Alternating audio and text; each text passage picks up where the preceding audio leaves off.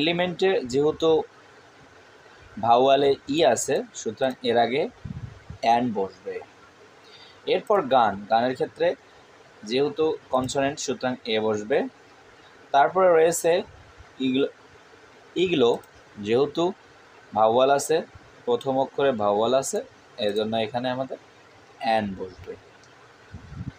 তো প্রিয় স্টুডেন্ট, এখানে সবচেয়ে বড় কথা কি, এ এবং অ্যান যে বসাইলাম, ভাওয়াল এবং আর্টিকেলের প্রধান বিষয় হচ্ছে উচ্চারণের। উচ্চারণ যদি স্বরবর্ণের মতো হয় তাহলেই অ্যান হয়, আর উচ্চারণ যদি স্বরবর্ণ ছাড়া হয় তাহলেই এ হয়। এই উচ্চারণের উপর ডিপেন্ড করেই এ এবং অ্যান ব্যবহৃত হয়।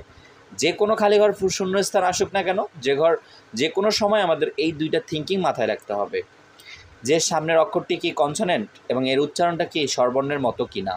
যদি স্বরবর্ণের মতো হয় তাহলে অ্যান হবে, আর যদি স্বরবর্ণ ছাড়া হয় তাহলে এ হবে। এ হচ্ছে এ এবং অ্যানের ব্যবহার। এরপর বলছে ওশানের ও হচ্ছে যেহেতু আর্টিকেল, ও হচ্ছে স্বরবর্ণ, তাই এখানে আর্টিকেল অ্যান বসবে।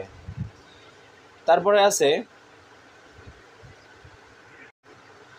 এখানে যেহেতু ও আগে আছে, এর আগেও আমরা অ্যান বসাবো। আমরা সহজেই বুঝতে পারলাম যে কোনো আর্টিকেলের উচ্চারণটাই মেইন। উচ্চারণ যদি স্বরবর্ণের মতো হয় তাহলে অবশ্যই অ্যান হবে, আর উচ্চারণ যদি স্বরবর্ণ ছাড়া হয় তাহলে অবশ্যই অ্যান বসবে। এই হচ্ছে আমাদের এ এবং অ্যানের ব্যবহার। যে কোনো শূন্য স্থান আসলে আমাদের এই দুইটা নিয়ম মাথায় রাখতে হবে। যদি কনসোনেন্ট হয় এ, উচ্চারণ যদি কনসোনেন্টের মতো হয় এ, উচ্চারণ যদি স্বরবর্ণ